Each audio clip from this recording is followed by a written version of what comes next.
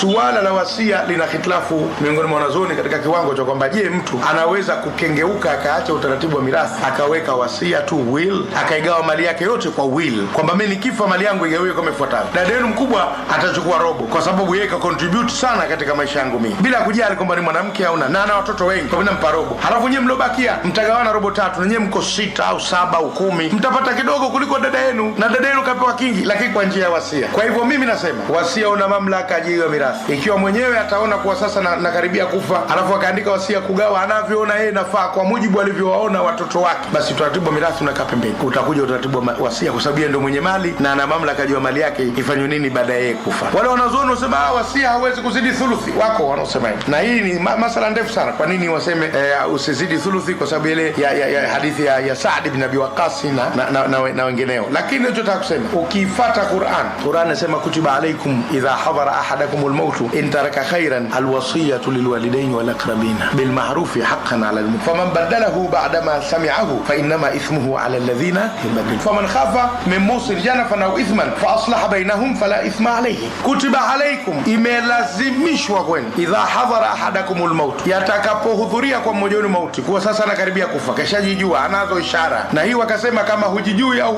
unaweza kuandika mapema ukauweka kwa wakili siri na ukausaini kila kitu, kila baada ya mwaka unakwenda kuuchungulia, kwa sababu unaweza ukafa ghafla vile vile. Sasa hapa imezungumzia idha hadhara, lakini hata kabla ya hapo kutiba ni lazima, imelazimishwa idha hadhara ahadakumul maut in taraka khairan, ikiwa kaacha khairi, yani kwamba nikifa nitaacha khairi. Khairi hapa ni mali, maana ndio khairi yenyewe anaweza kuiacha mtu baada ya kufa. Zilizobakia zote si khairi za kuachwa, ni khairi za kuondoka nazo. Khairi ya kuachwa hapa ni mali, khairi zilizobakia zote za kuondoka nazo. In taraka khairan alwasiyatu, kuandika wasia lilwalidaini wal aqrabina, kwa ajili ya wazazi wawili na jamaa wote wa karibu. Hakuna jamaa wa karibu wa marehemu kuliko wanawe, hao ndio jamaa zake wa karibu zaidi kuliko wote.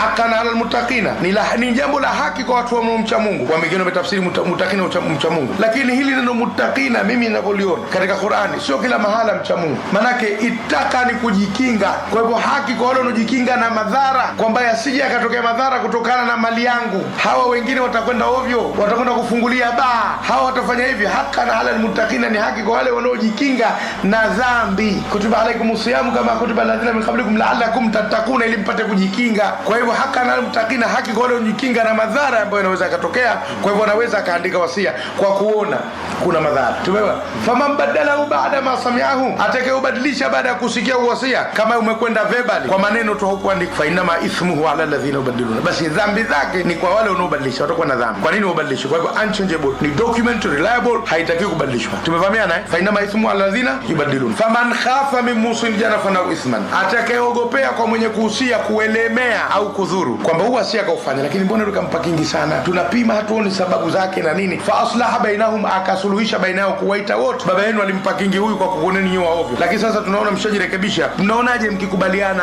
kipungue kiingie huku, wakakubaliana, fala ithma alayhi, hatakuwa na dhambi kwa sababu kasuluhisha. Kwa hivyo karuhusu huo wasia na uingiliwe, lakini kwa kipengele cha kutekeleza uadilifu tena, kwa sababu kule kampa mamlaka ya kufanya anavyoona yeye inafaa, lakini kamtuhumu vile kama binadamu anaweza akafanya kwa kupendelea. Sasa ikionekana mpendelea, utaingiliwa kati na yoyote ataingilia, lakini hapa ni bora kuingilia mahakama, kwamba mmekwenda mahakamani mmeshtaki na mnasema haturidhishwi na sababu za baba kugawa mali namna hii, nyote mkakubaliana au wengi mkakubaliana hivyo dhidi ya wachache, mnaweza mkausuluhisha kwa mujibu wa sheria, fala ithma.